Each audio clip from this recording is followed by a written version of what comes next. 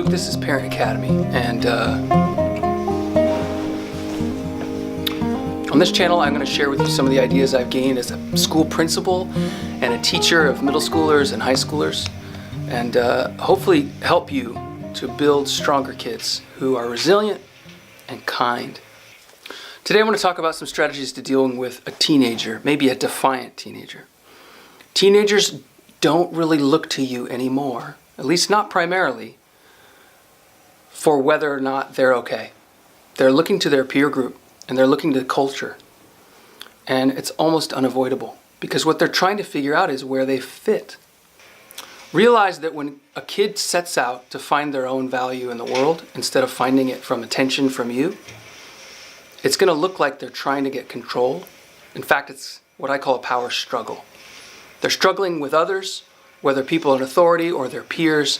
They're trying to prove something and they're comparing themselves to others. They might be trying to dominate and be super competitive, or they might be internalizing it and really angry at themselves or fed up with their own failures.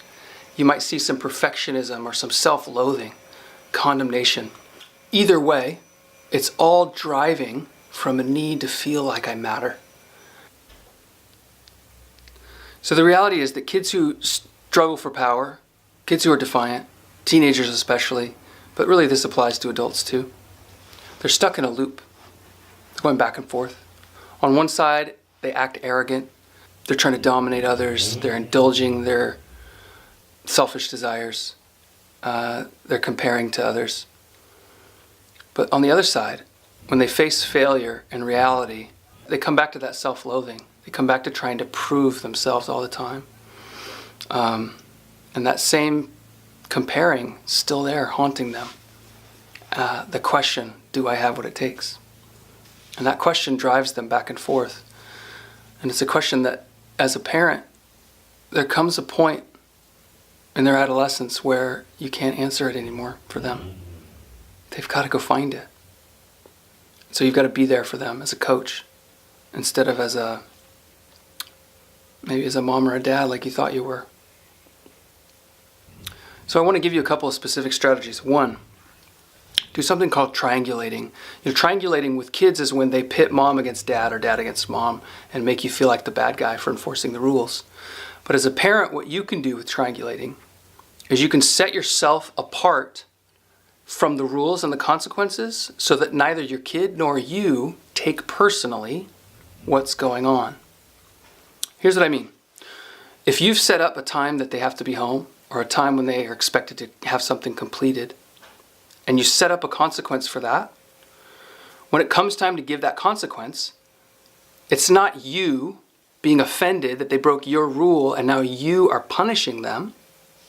But no, this is the rule we set up. This is what we agreed to. And so how do I help you?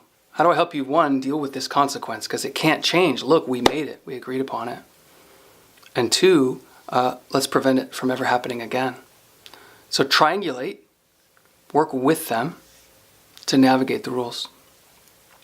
Two, start asking for their plan and then give them room. If they have a real plan, you give them some questions. What about this? What are you going to do with that? If they can answer those questions and they have a plan, even if it's kind of a terrible one, let them work their plan. Let them fail, right? Because if they have a plan, if they're not being impulsive, but they're setting it out, they're making a choice based on their values, then they can learn. They can learn from their mistakes. Speaking of which, follow up on their plan. Did it go well? If so, why? And get them to talk and explain, give them reasons. This is what teachers do. Good teachers are doing this all the time. You're teaching them to reason, right? And you're teaching them to make choices based on values rather than obey my rules. Maybe come to an agreement on some values as a family. This is what's important to us. Therefore, these are the decisions we make about rules, consequences, expectations, all that stuff.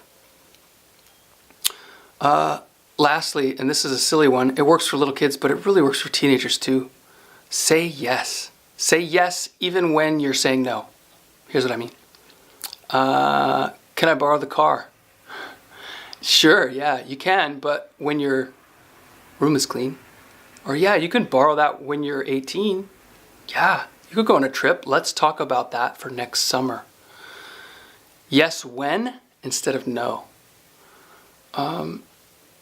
But make sure the when is true, because they won't forget. If they care, they won't forget, and they'll come back. And if it's trick and you're just saying yes when to nonsense, they won't care. They'll stop caring about what you say. And that's what you're trying to avoid. Because I feel like the most dangerous part of adolescence is if they stop caring. Not just about you, but about themselves. Yeah, so be there for them and show them that you care. All right, that's what I got. My name is Luke. This is Parent Academy. I hope it helps.